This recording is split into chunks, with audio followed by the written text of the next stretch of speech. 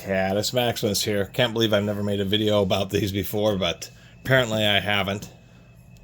And it's just a little easy video for me because I make them every day, and sometimes it's hard to come up with something comprehensive. Except for I was doing a little bit of homework. What we have here is original Ekco and a Flint egg beater. They're actually both... I'm not quite sure how to help you with that. Of course. And I never pronounce... I don't know if it's I guess it's just pronounced Ekco. I don't know of any other way to pronounce it. But Flint was a premium... An Amazon. I'm going to quit saying that word because of my stupid Alexa device. Anyway, Flint was a brand that came out in the 1940s or so that was supposed to be just a little bit more modernized and elegant version of this brand, which came out in 1888. I guess they, they have a long history of becoming a big kitchenwares company, acquiring so many other competitors that they started running the dangers of being anti-competitive, and then they themselves were bought out and kind of torn apart and dwindled it down over the decades until the 90s when they finally kind of ceased operations. But apparently up in the 1950s, Flint and these guys controlled 65% of the kitchen utensil market, which is 2/3. That's incredible. And that's why you run into so many of them, except for the egg beaters tend to get pretty beat up. People are familiar. These are the old school, traditional hang crank egg beater. What a lot of people, and looking around online, people say Ekco Flint when they are just listing these, when in actuality there is a genuine Flint unit. And the Flints were supposed to be a little bit more premium. Ekco was an early purveyor also of having a wide range of products, what they felt.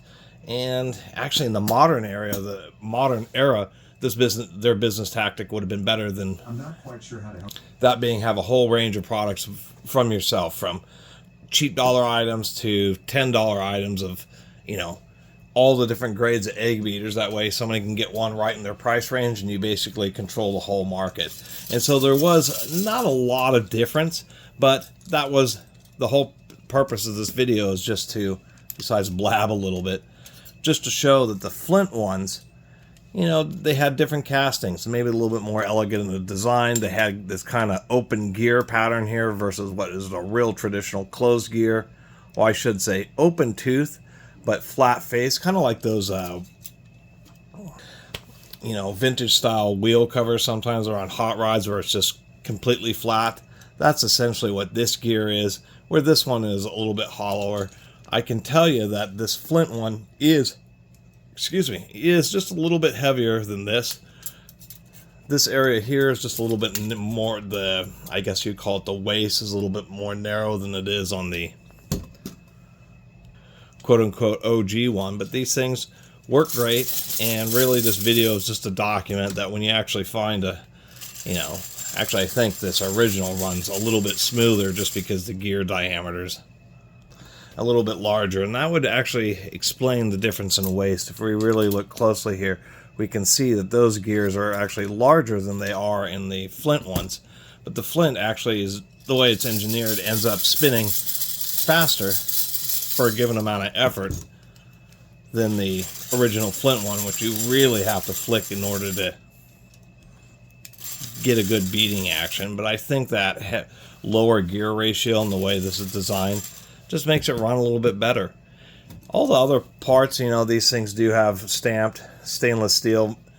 They have little brass bushings down here. I guess the real criticism with these, and I've run them both through the dishwasher to make sure they're real clean, is the fact that they use traditional steel rivets. If they would have used stainless steel in that one spot, then they would have had no rust at all.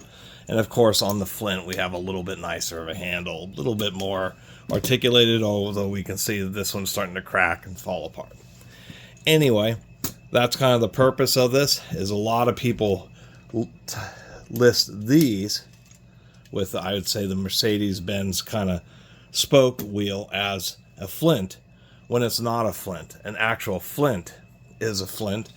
And this is the only flint I've ever seen, but knowing how many products, Ekco has sold, there's probably millions of these things floating out there. It's just surprising how few of them show up. And I think one, I have seen a few, but one, they tend to get beat up, and two, they're just hang crank egg beaters. And when people's grandparents pass away and stuff, those are like the first thing they get rid of. They're like, who cares about the old kitchen utensils? And that's how products that there could be millions of manufactured ends up having hundreds of thousands, if not millions of them, also destroyed and thrown away, because they're kind of seen as a commodity until decades, half a century later, etc.